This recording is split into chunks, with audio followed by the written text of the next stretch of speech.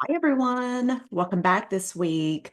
So, today we are going to talk about some hidden gut disruptors and everyday things that could be wrecking your digestion. So, a couple of tips this week that t adjusting some small things in your day-to-day habits could actually make a big impact on your digestion and gut health as a whole.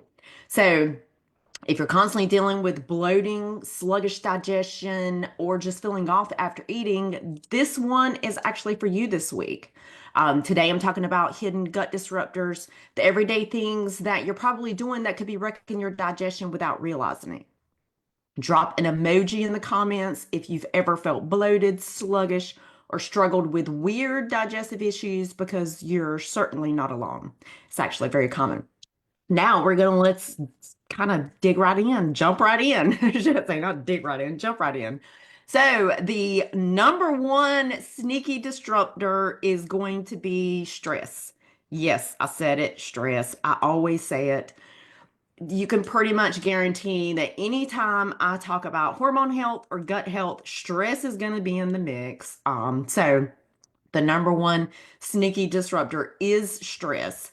So, okay, let's start with the biggest gut disruptor that no one thinks about, stress. You could be eating all the right foods, but if you're constantly in a fight or flight mode, then your digestion is literally shut down. Um, when this happens, our body is prioritizing survival, not breaking down our food. So, in this case, being in a parasympathetic state is going to be more optimal for digestion as a whole versus being in a sympathetic state because our bodies prefer, like, it's the optimal state is to be in a rest and digest state, not in a fight or flight. So, that is number one. The quick fix would be take some deep breaths before eating. Literally, try 3 deep breaths before your next meal and eat without distractions. Put your phone down, step away from work, carve out just 10 minutes to sit down and nourish your body and eat a meal. That can make all the impact. The problem is that, we're in a busy, busy world and we're multitasking and we're literally sitting to, well, hopefully sitting to eat, but we're multitasking. We're staring at our phone. I had my upside down. We're staring at our phone, and in turn, that can trigger stress because we might see something that upsets us or something political or a family member, whatever, you get the idea. But that can actually trigger stress, which in turn kind of keeps us in that sympathetic mode rather than um, parasympathetic, which is where our body is going to be at a more optimal place just from a digestion standpoint. The second hidden disruptor is healthy foods that aren't so healthy. They seem healthy on appearance, but they're really not. And I know this one might surprise you, but some foods labeled as healthy can actually be major gut disruptors. So, for example, artificial sweeteners like sucralose or sugar alcohols, that's a big one. Sugar alcohols can cause bloating and diarrhea for some people. Even those trendy high protein bars can be loaded with ingredients that your gut hates.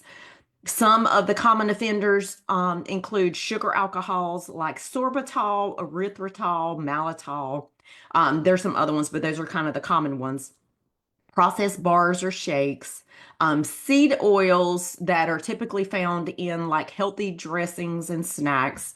So the quick fix here, read the labels, look for whole, simple ingredients. And I had someone I had someone ask me the other day about like I think they were kind of overthinking a little bit and were kind of putting too much into the term of processed foods, and they asked my opinion, and basically because they were like, well, oats gets, like if you're eating oats, like they get processed, yes, to some extent, but for the most part you're generally looking for minimal ingredient foods, so like if you pick up a package, which I did this, I was at the store the other day and I picked up the package and I read the back, and I didn't even read the whole thing, but as soon as I saw that it had like 25 ingredients, some of which you would have to Google to figure out what they are.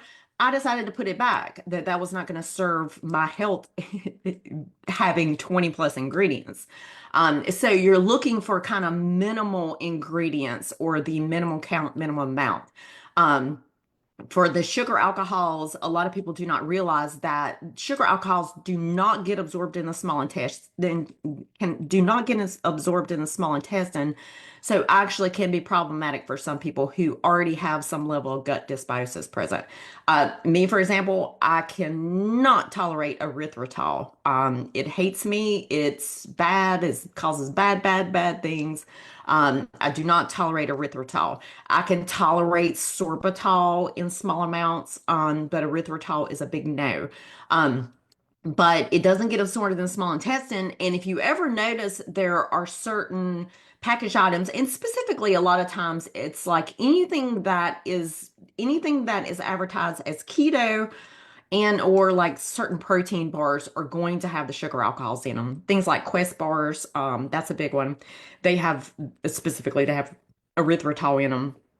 But anything that you look at and it looks like it might have like almost like if the label looks like it's too good to be true, it usually is. Meaning like how does it have so much fiber and so much protein for so little calories? It's too good to be true. The sugar alcohols, they're actually able to alter the label and advertise it as lower carb because of the amount of fiber and sugar alcohols in there.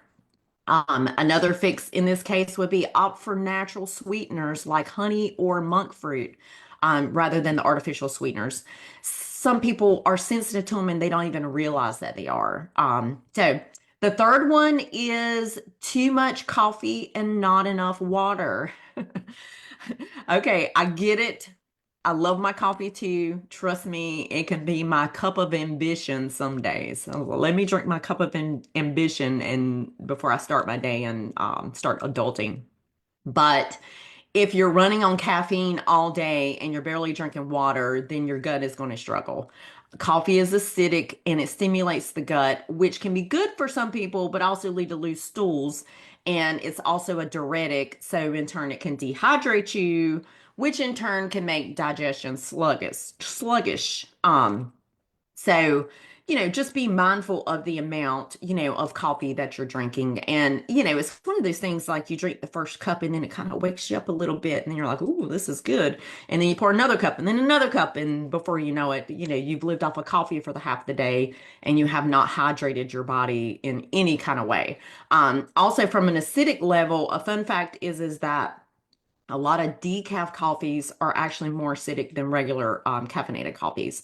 So the fix here, and made the suggestion for this before, follow the water before coffee rule. So first thing in the morning, drink at least 12 ounces of water first thing before you touch coffee or anything else. And then also balance your caffeine intake with electrolytes or herbal teas. So in lieu, like if you just like that warm, something warm and fuzzy, then, set a limit to the coffee. Like I personally have a 2 cup rule. And I'll go through periods where I'll cut out coffee or caffeine in general for a period of time, and then I'll bring it back in. I'm like, oh, I'm just gonna stick with 1 cup. And somehow it ends up going back to the second cup. But I have the 2 cup rule in the days that I actually want something more, or if you want something warm and fuzzy, herbal teas can be great here. Lots and lots of beneficial ingredients, lots of, good ones out there that you can kind of double as, like a detox tea or, kind of calming your nervous system, like just a lot of good ones out there. So kind of explore that a little bit. The fourth one is eating too fast, aka shoveling food in your face. So if you're guilty of eating lunch at your desk in 5 minutes or scarfing down dinner while standing in the kitchen, your gut needs time to properly digest. And when you eat too fast, you're swallowing air and you're not chewing enough, which in turn makes digestion 10 times harder. This is common for males. I want to say more common for males than females, but a lot of women are guilty of the same.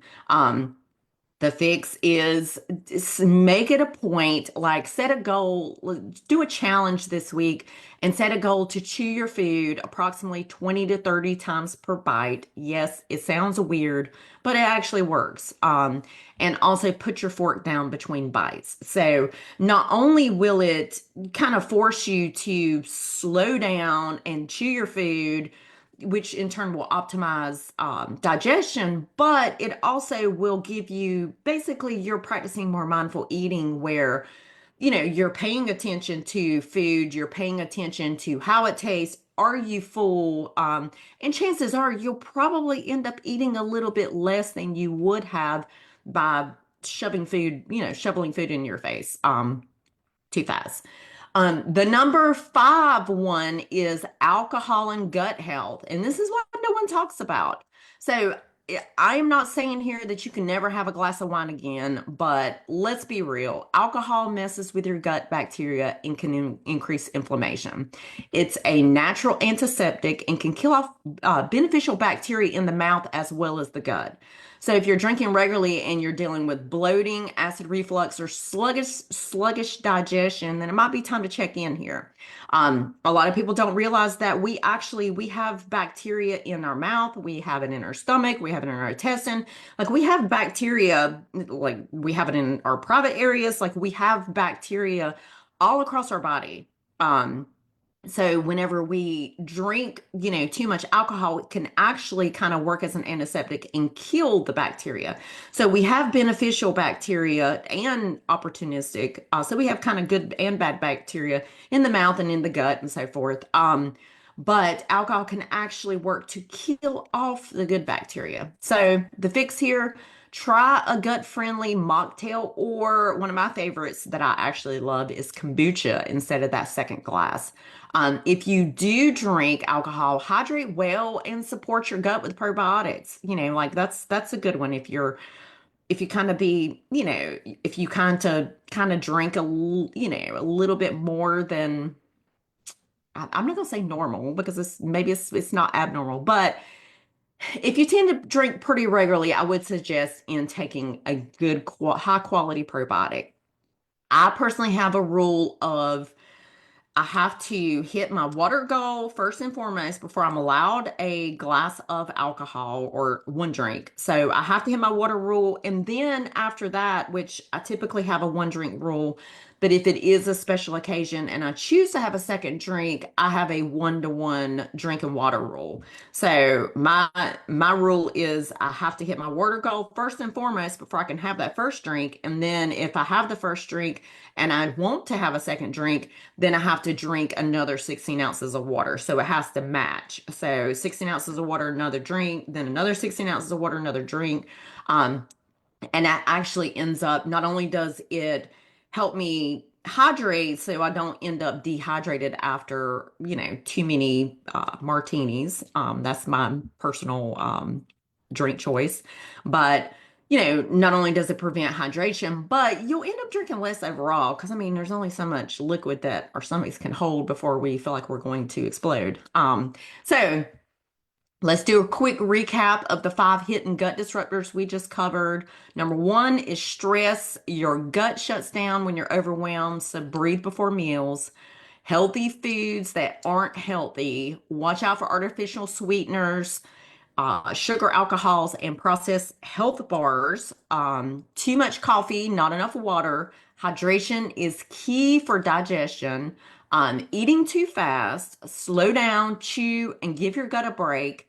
And alcohol and gut health. Be mindful of how alcohol impacts your digestion. Which of these surprised you the most? Drop a comment below, and I'm curious to see what everyone thinks and what everyone's surprised about. And if you're struggling with gut issues and you want personalized support, shoot me a message. Let's get your gut working for you and not against you.